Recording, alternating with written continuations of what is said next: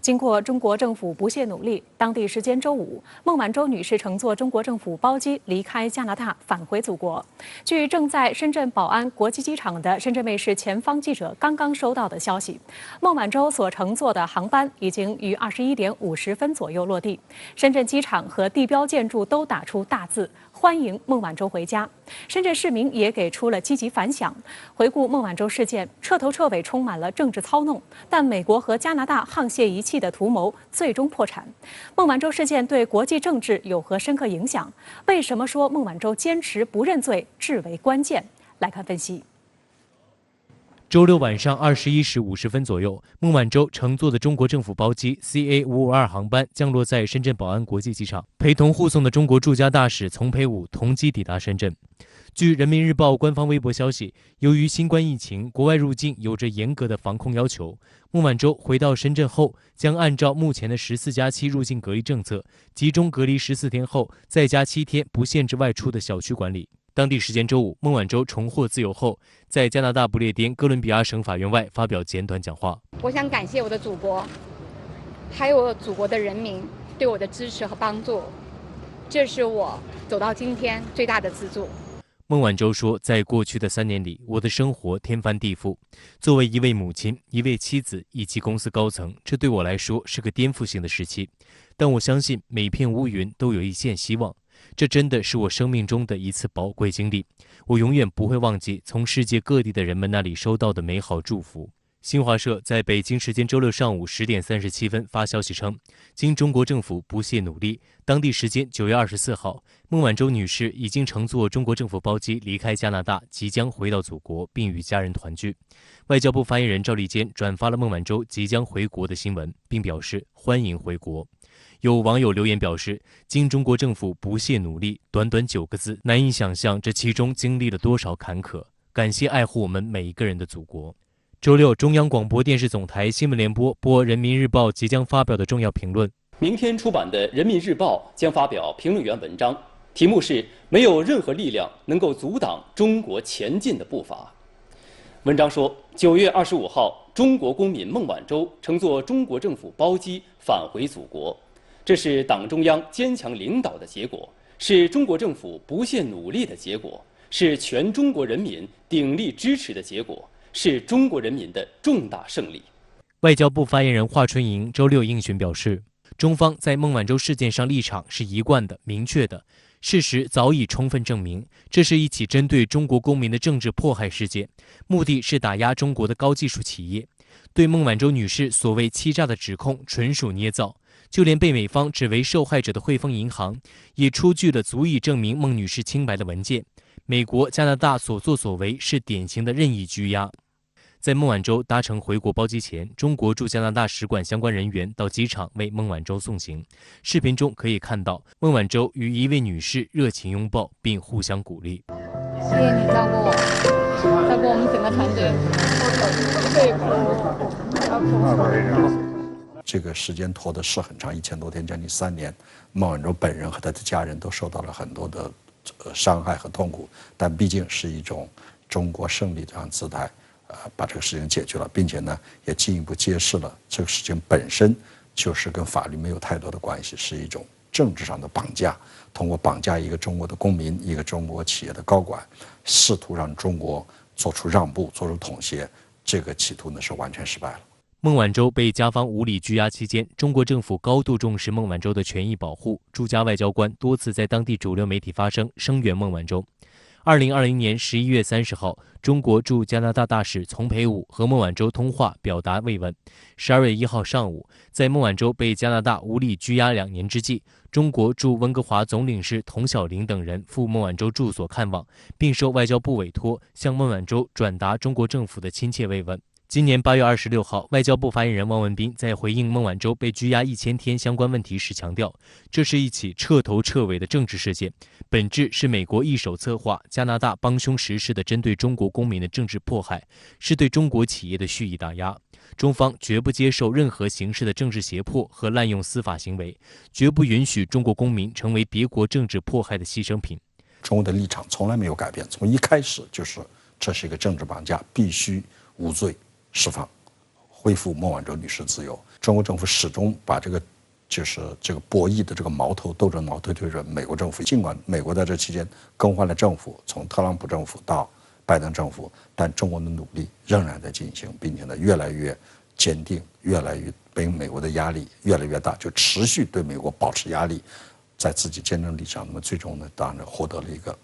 对中国来说是一个比较满意的结果。在回国航程中，孟晚舟在朋友圈发文自述心情，配图是一个灯塔在守候，晚舟早归航的红色杯子。深圳卫视注意到，这款杯子最早是2018年12月1号在加拿大转机的孟晚舟被家方代表美国政府暂时扣留后，他的华为同事自发设计了这款杯子声援孟晚舟。最初，这款杯子上天空是象征希望的蓝色，而孟晚舟在回国飞机上的配图显示，杯子上的天空已经变成象征庆祝的红色。孟晚舟朋友圈的文章题为“月是故乡明，心安是归途”。文章不长，全文1046个字，但祖国一词出现了8次，中国出现4次，国家出现1次。孟晚舟写道：近乡情更切，不觉间泪水已模糊了双眼。过去的1028天，日夜徘徊，纵有万语难言说。没有强大的祖国，就没有我今天的自由。正是那一抹绚丽的中国红，燃起我心中的信念之火，照亮我人生的至暗时刻，引领我回家的漫长路途。回家的路虽曲折起伏，却是世间最暖的归途。孟晚舟在文中透露，他写这篇文章的时候，航班正途经北极上空。北极航线是从加拿大回国的最快路线。孟晚舟所乘坐的中国政府包机 CA552 航班，当地时间16点29分从温哥华国际机场起飞，一路向北穿越北极，航经俄罗斯和蒙古国领空。终点是深圳宝安国际机场，全程在空约14个小时。孟晚舟作为一名深圳人，她的归来也引发市民的积极反响。周六晚，深圳中心区地标建筑外墙上不断打出“欢迎孟晚舟回家”7个大字。对于这位特殊的市民回家，深圳人纷纷送上祝福。大家都很关注，微信圈爆棚，他回来牵动着我们14亿人的心。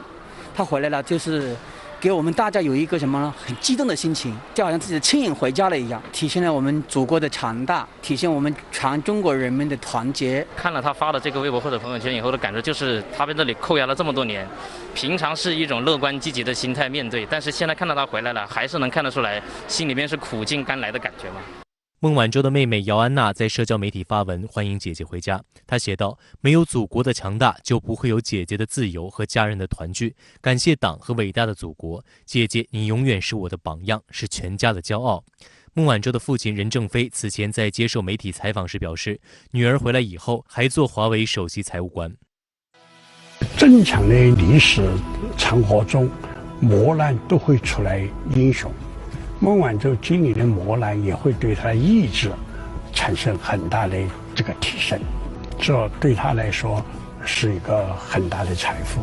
孟晚舟回来还是做他的 CFO， 当然这个 CFO 意志更坚强。华为公司周六发表声明表示，我们期待孟晚舟尽快安全回国与家人团聚。华为将继续在美国纽约东区联邦地区法院的公司诉讼中维护自己的权利。有分析指出，孟晚舟事件给华为公司造成了深远的影响。曾几何时，华为一直强调在商言商，但在新的全球地缘政治格局下，商业及政治对于所有中国跨国企业来说，不要幻想可以通过撇清自己跟中国的关系去换取美国的高抬贵手，这是不可能的。中国企业和中国国家的利益应该是高度一致的。任何国家如果因为中国企业这个标签对中国企业和公民进行野蛮打压，中国都会做出合理合法的反应，都会让一意孤行的国家、个人和机构付出应有的代价。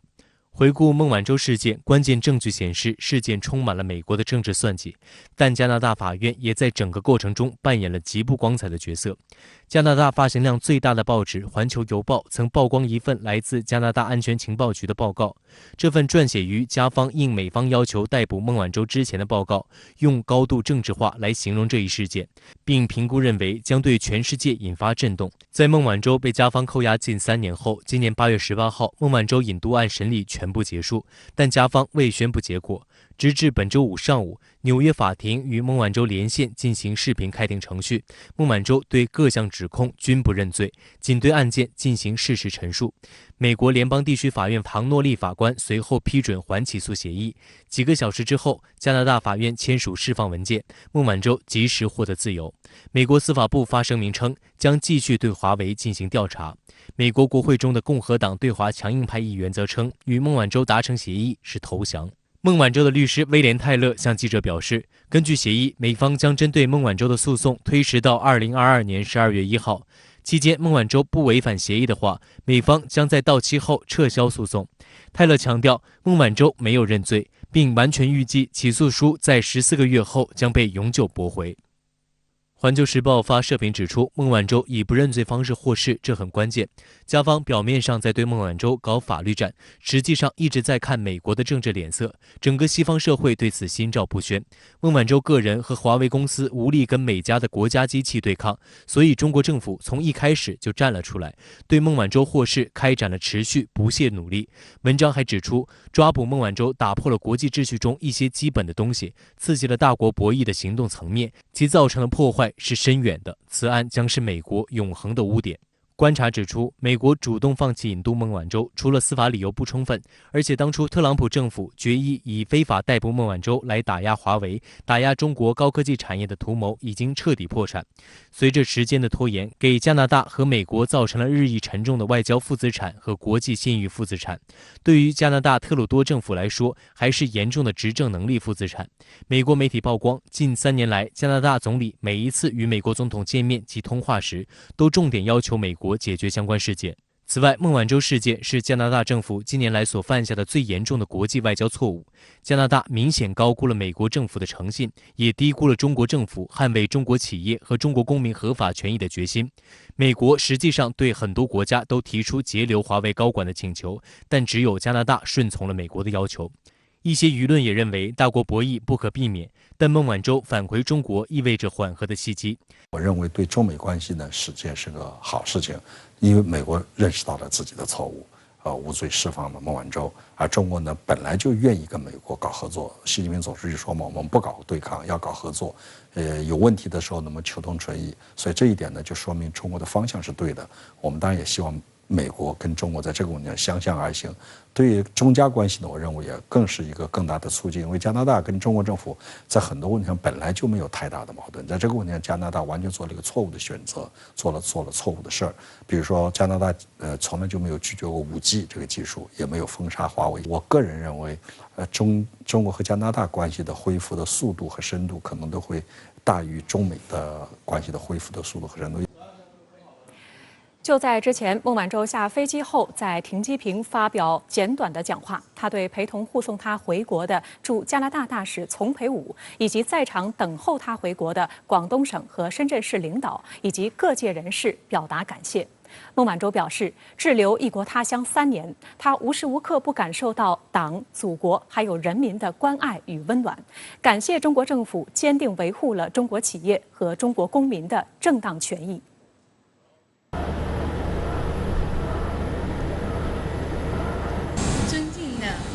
张欣副省长、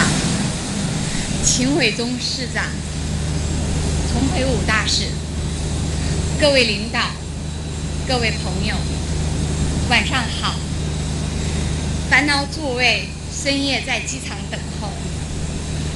我终于回家了。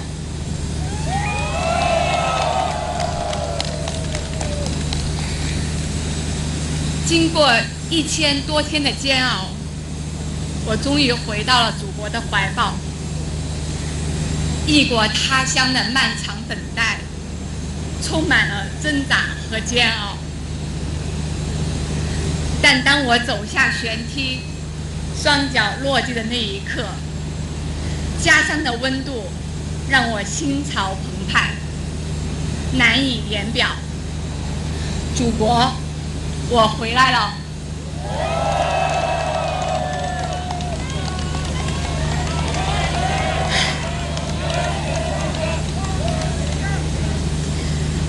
感谢伟大的祖国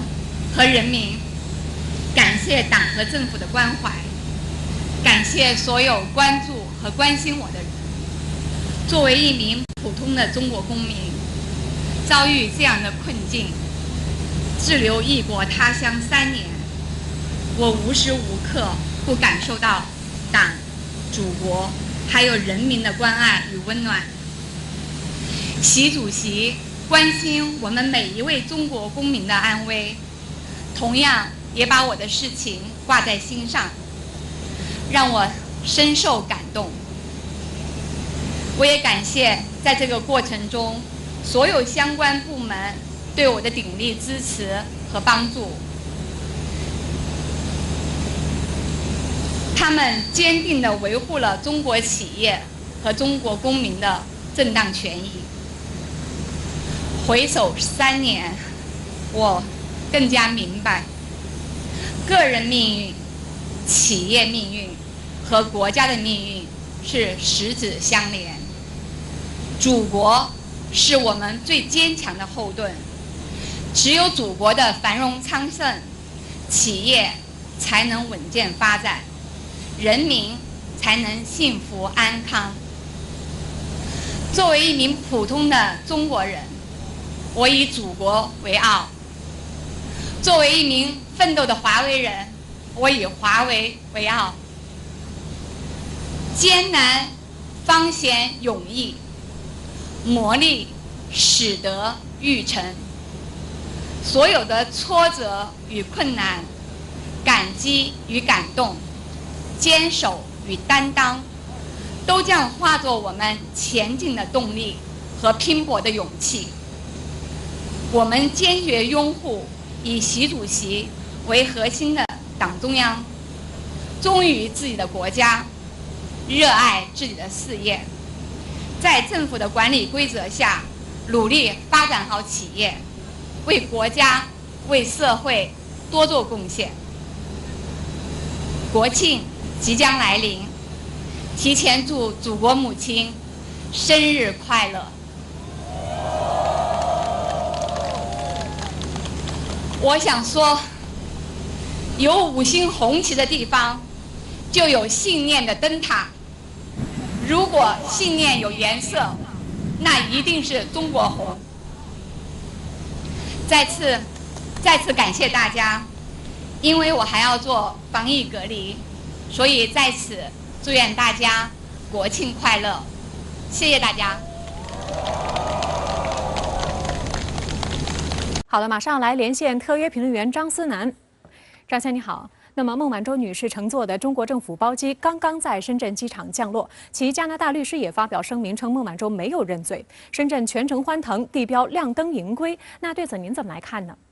主持人好，在超过1000日的非法羁押后，孟晚舟女士终于回到了祖国与家人身旁。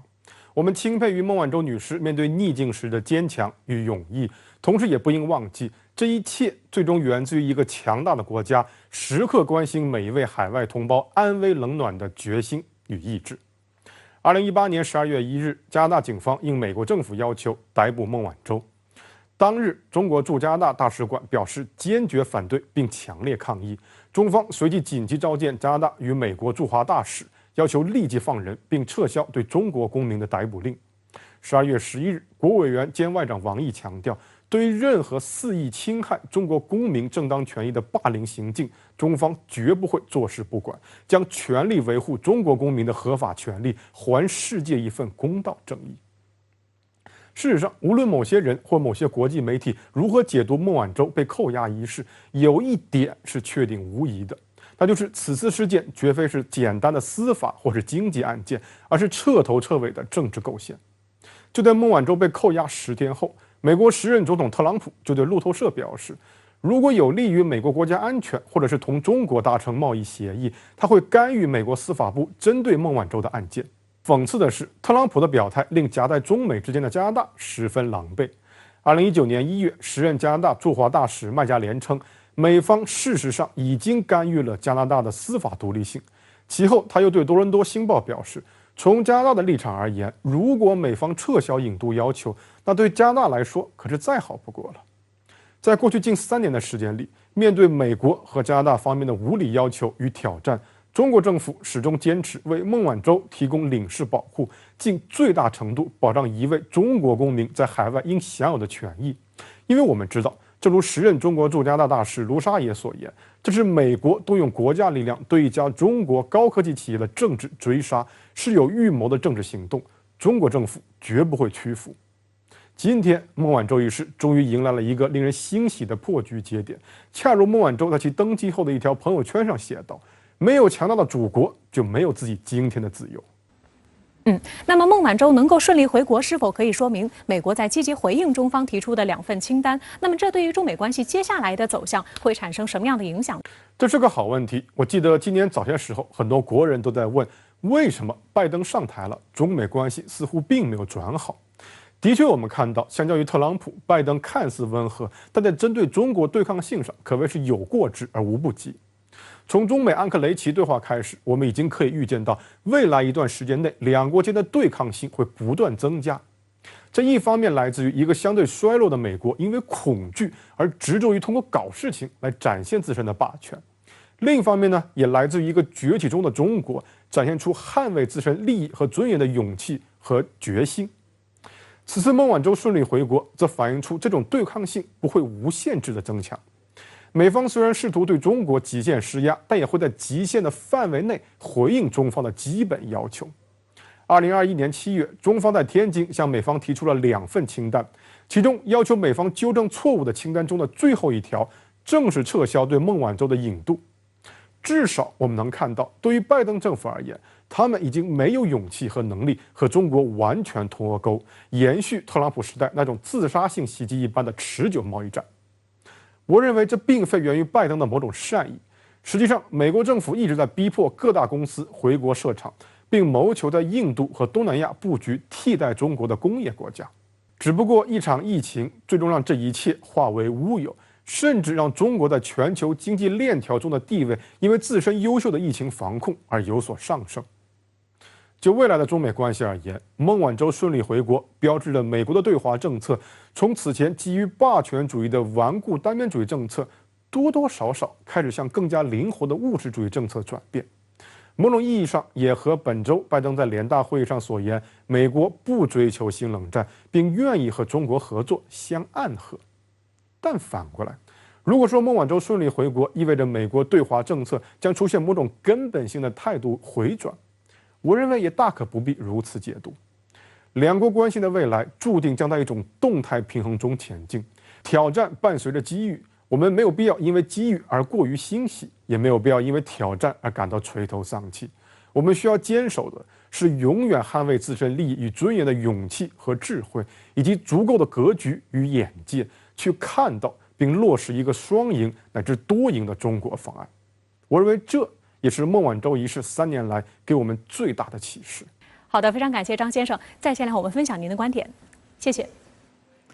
当地时间周五，美日印澳4国在白宫召开了4方安全对话机制首次面对面领导人峰会。会上除了老调重弹，继续探讨所谓自由开放的印太地区，4国领导人还讨论了新冠疫苗、基础设施、科技及气候等方面的有关合作事宜，并发表联合声明。在公开讲话当中，4位领导人都没有提到中国，但外界广泛认为此次会议旨在针对中国。华盛顿邮报形容中国是本次会议的背景音。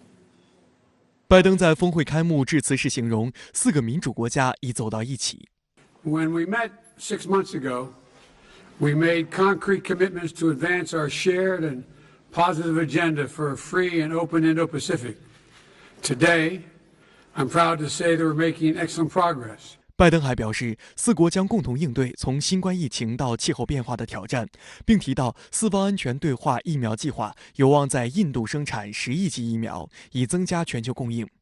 随后，印度总理莫迪也谈论了机制下的新冠疫苗计划，并宣称其对印太地区的极大帮助。澳大利亚总理莫里森随后发言，老调重弹称：“我们希望在印太地区永远不受胁迫，所有国家的主权都得到尊重，国家间的争议也可根据国际法和平处理。”日本首相菅义伟最后发言声称，这次会议显示了4国之间的团结，以及他们对自由和开放印太地区愿景的承诺。他还感谢了美国早前取消对日本核食品的禁令。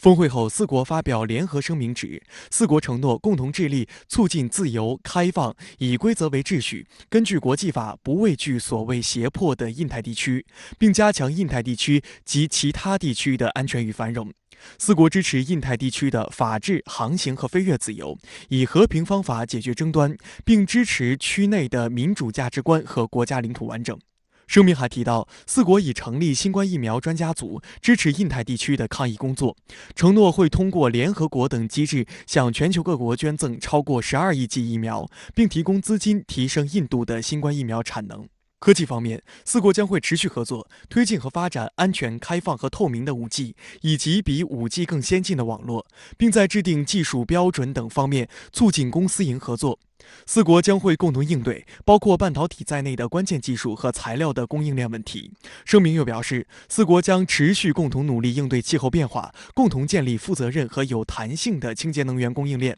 按照本国国情，努力在2050年前实现净零排放目标。值得注意的是，声明还强调，东盟是印太地区的核心，四国致力以务实和包容的方式与东盟及其成员国合作。我想他提到的这些领域中，要想加强合作，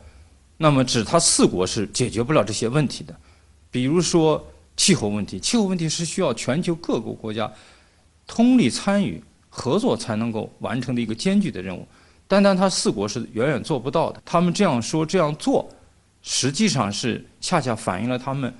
对问题的看法、认知有很大的缺陷，或者说仍然抱着一种冷战的思维，把这些问题都看成是国与国之间这个竞争对立的一个内容来加以处理。路透社援引美国官员的话报道称，联合声明中包括加强半导体供应链安全以及提高海洋领域意识等，这些举措被外界认为是在针对中国。报道认为，虽然四国领导人在公开讲话中没有提到中国，但中国显然是他们最关心的。美国有线电视新闻网也报道称，此次会议表明，亚太地区4个主要民主国家正感受到应对中国力量的压力。华盛顿邮报则指出，拜登在白宫主持首次面对面峰会，而中国是会议的背景音。报道认为，会上四国虽未说明中国，但在中国对印太地区主导力量日益增强之际，这次峰会目的是为提升四国在印太的合作，共同面对中国。对于四国峰会是否针对中国，白宫当天表示，拜登认为中美关系是竞争关系而非对抗，他也不寻求与任何国家陷入新冷战。他们之所以没有点名中国，我想他有一些难言之隐，一个就是这个地区很多国家认为中国不是威胁，中国是机遇，所以这四国的这个峰会实际上是背道而驰的一个举动，因此他们觉得还是不提中国为好，因为提中国不得人心。另外一个方面就是这四国之间他们的目的也不完全那么一致，他内部的意见不一致，也使得他们在这个公开的声明中讨论的内容中公开点名中国呢，遇到了一些困难。本次峰会上还有一个稍显尴尬的小插曲，四位领导人讲完，会场很不寻常地陷入了长时间的沉默。面对各国媒体现场直播的镜头，拜登叫来了工作人员，指着麦克风低声说：“我根本无法让它发挥作用。”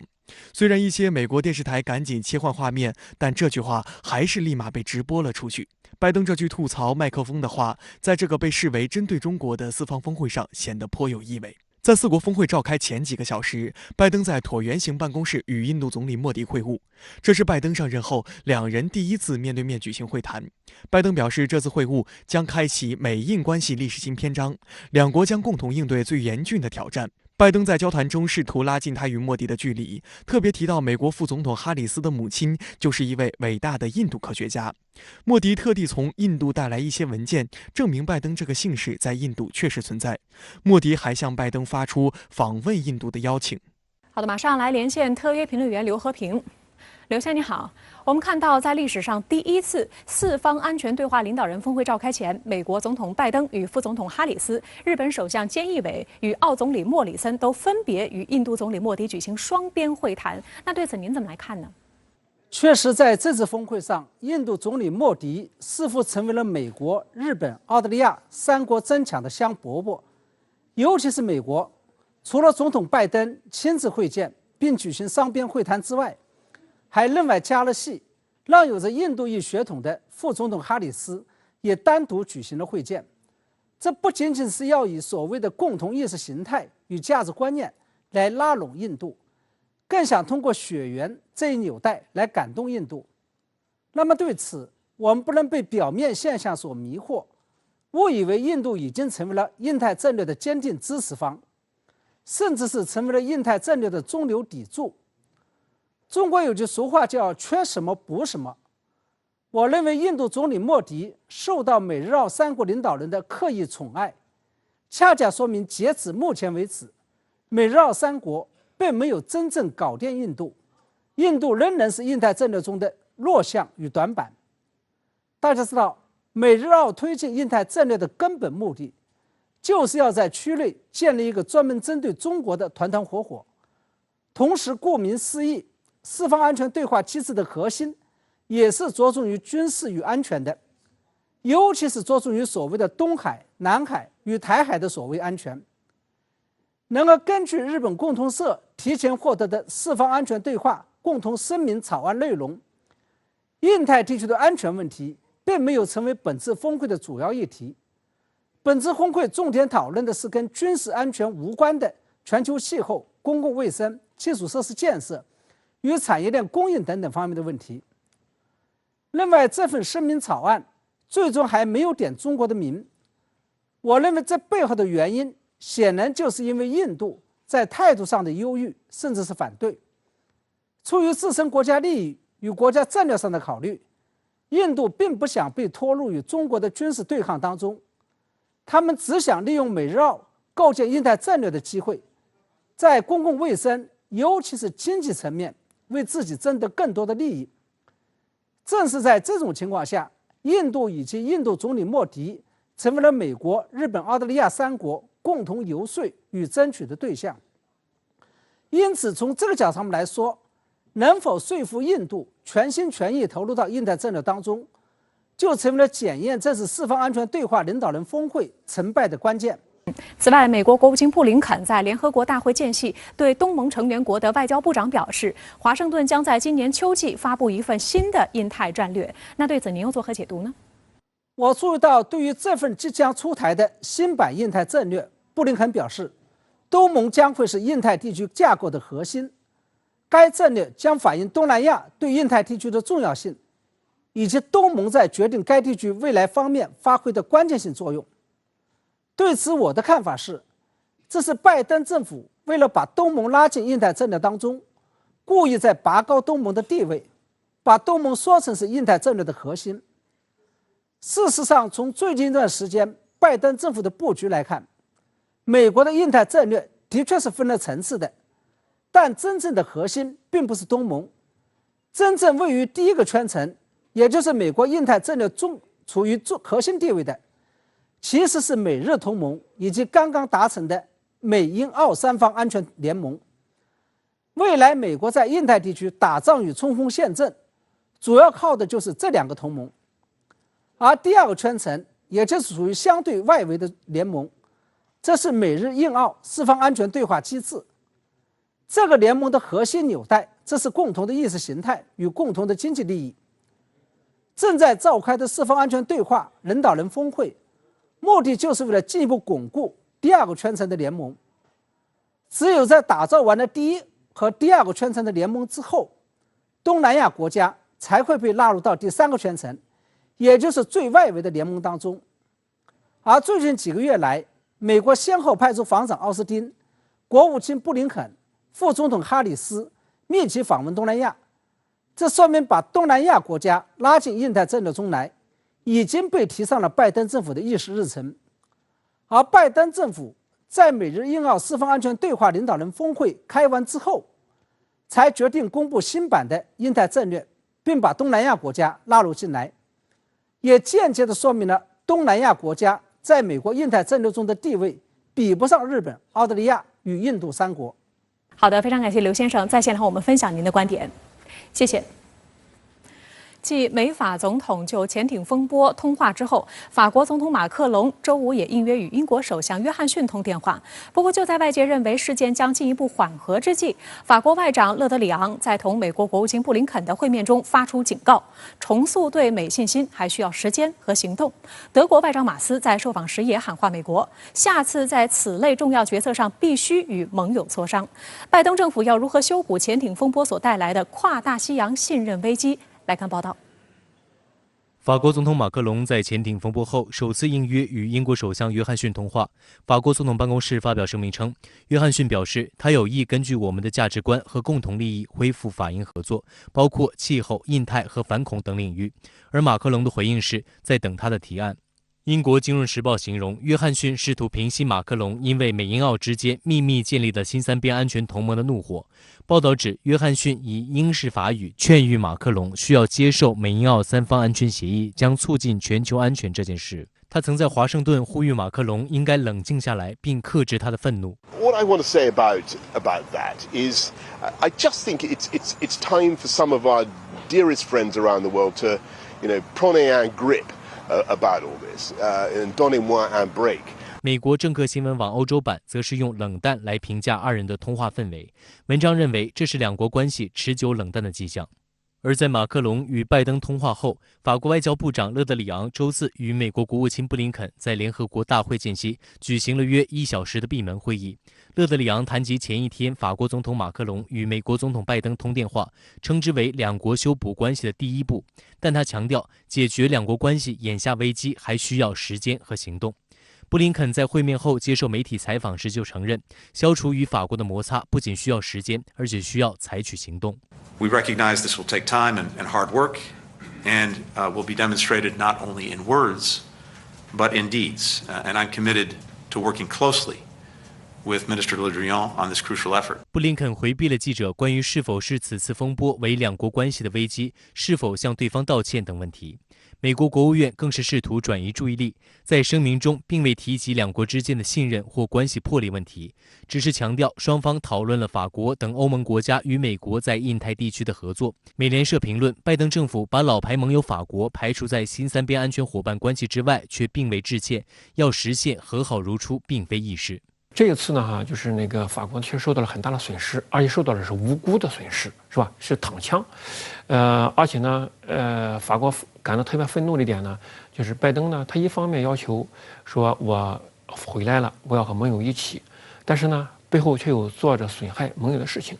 我们知道特朗普啊是搞单边主义的，但是特朗普并没有做过实质损害法国利益的事情，反而是拜登做了。所以说，法国人就感到特别的愤怒，特别的不满。法国对潜艇合约被撕毁的怒气显然并未消散。澳大利亚贸易部长特汉接受澳洲广播公司电台访问时透露，他将趁10月到巴黎出席经济合作与发展组织会议时，争取同法国贸易部长李斯特举行会谈，以缓解两国紧张关系。但据路透社报道，李斯特已经拒绝了这项提议。实际上，法国目前也没准备让驻澳大使回到澳大利亚。另据《华盛顿邮报》报道，法方已向澳方开出潜艇毁约的前期账单，法方厂家为执行潜艇协议前期投入已逾10亿美元，法也据合同条款向澳索赔。英国《卫报》甚至猜测，法方反应之所以如此强烈，也有在赔偿问题上向澳施压的考量。就法国呢，在这个事件中呢，实际上他愤怒的主要对象呢，也许并不是美国，因为他知道呢，这个西方国家之间呢，把自己的利益呢看着高于一切呢，是很正常的事情。他可能更生气的是澳大利亚。我们也知道，法国实际上它是拥有制造核潜艇的能力的。那么，究竟澳大利亚和法国在之前的协商的过程中呢，是澳大利亚从来没有提过核潜艇呢，还是说他提了，法国不愿意给他呢？我们不知道这个实际情况。但是很显然呢，这个法国觉得呢是受到了背叛，就是被这个澳大利亚的这种背信弃义的行为呢就激怒了。值得注意的是，潜艇危机正带来跨大西洋信任危机。德国外长马斯周四表示，美国、澳大利亚和英国在印太地区建立新的战略联盟的方式，让德国和其他欧洲盟友清醒过来。马斯直言，欧盟每个国家当然会扪心自问，这要是发生在我们身上该怎么办？这带来了诸多不安。马斯强调，欧盟需要一个与美国协调的印太战略，但美国今后必须在这类如此重要的战略决策上与盟友进行磋商，不应当再制造更多的既成事实。观察指，美英澳3国的这一合作计划其实蓄谋已久，而法国作为他们的盟友，却一直被蒙在鼓里，直到如今才吃了狠狠一记闷棍。种种这些做法，让人们看到了美国将自身利益置身于盟友关系之上的丑恶嘴脸和背信弃义的恶劣行径，这让欧洲人坚定了推行战略自主的决心。就是法国这一次受到的所谓的这个受的气呢，在欧洲看来呢，实际呢是使欧洲的地位呢也受到了损伤。那么我们也知道，欧洲联盟的现在的领袖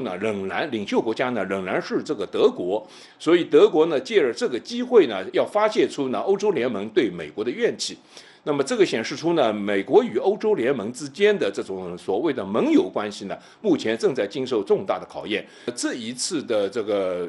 潜艇事件以及之前所发生的这个阿富汗事件呢，显示出呢，美国在做决策的时候呢，并不把欧洲盟友呢真正的放在眼里。来关注岛内，中国国民党主席选举经过周6投票，最终结果于晚间7点出炉。朱立伦再次当选，成为新一任国民党主席。由于选举结果将牵动2022岛内县市长选举以及2024台湾地区领导人选举，并将影响两岸未来发展，加上选前张亚中异军突起，选战之激烈，被岛内媒体称为史上最激烈的国民党党内选战。这次选举中，37万中国国民党党员从现任主席江启臣、前新北市长朱立伦、孙文学校总校长张亚中、彰化前县长卓博源4人之中选出新任党主席。最终结果显示，朱立伦再次成功当选，与第2名张亚中的票数差距拉开超过2万票。朱立伦胜出，我觉得有几个原因。第一个原因来讲的话，就是说朱还是跟地方派系保持比较密切的一个关系，这个部分甚至比江启臣的经营还要扎实。朱立伦把他传统的一些优势，不管是在党内的一个人脉的一个优势，或者是地方派系的一个优势，他其实凸显出来了。那所以呢，也就是说，朱立伦的策略某种程度的奏效。晚上7点半，朱立伦发表讲话，他首先表示已经分别致电对手，表达感谢，并表达了党内团结的重要。今天晚上是民进党要开始担心的时刻。因为从今天开始，我们会是一个空前团结的国民党，我们会是一个充满战斗力的国民党，我们是一个团结又充满战斗力，而且是一个战斗蓝，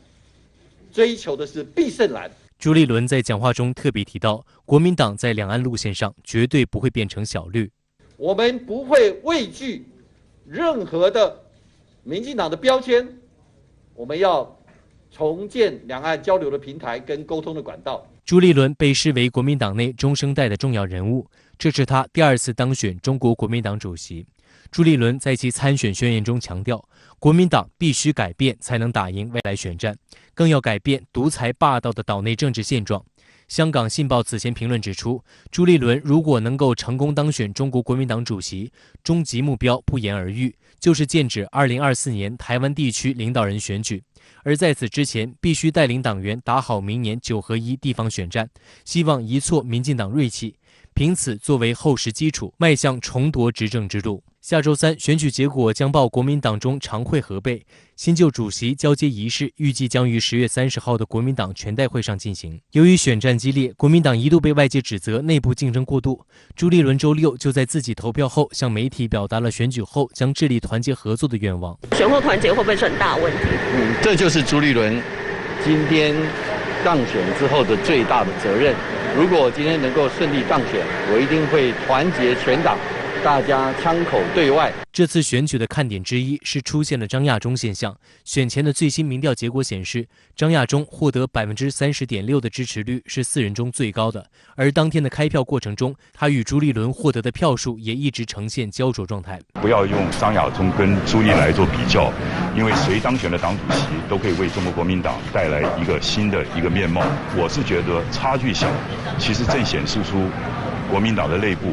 对于国民党要走的路线、要走的方向，还是有一些分歧。选举结果揭晓后，张亚中特别对媒体表示，这次选举是中国国民党重新找到党魂的一次选举。他表示，台湾是一个以中华文化为核心的多元文化，如果中国国民党不能够捍卫真正的中华文化，而跟着民进党起舞，那就没有资格成为中国国民党。他也呼吁要坚持中华史观，反对任何台独以及台独史观。中国国民党所有党员的身份认同应该是我是台湾人，也是中国人。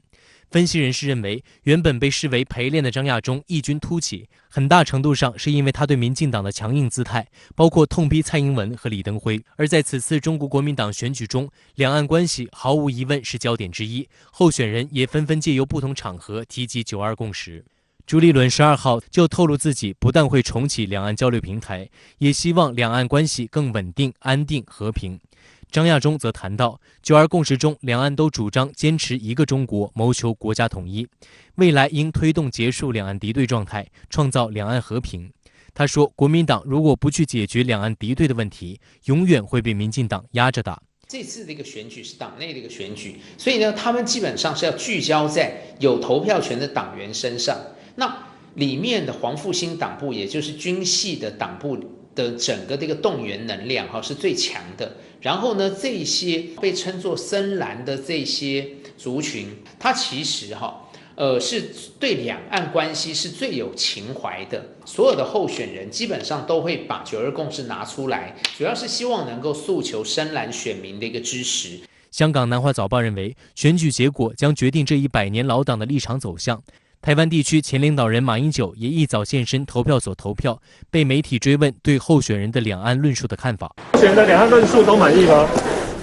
可以再加强。台湾旺报日前就此次选举所刊发的社评就指出，国民党问题出在近年路线飘逸不定，失去党魂支撑。过去20年间，连战为国民党提出基于9·2共识的两岸和平蓝图，马英九执政8年得以实践和发展。对于这些宝贵资产，国民党需要提出一套基本路线、架构、论述的整合与提炼，才能真正体现出价值。文章说，台湾主流民意并不否认自己属于中华民族，希望两岸和平交流、合作共赢。也深知台独会给两岸带来战火与灾难，但在两岸长期分隔造成政治与价值观的分歧下，台湾民众对统一仍有疑虑。国民党应顺应主流诉求，重新厘清统一、和平与现状之间的关系，并以此提出面向未来的两岸关系论述。国民党需要站得稳、挺得直、走得通的两岸关系论述，根本需从中华民族长远利益出发，创造有益世界的中华民族政治文明成果。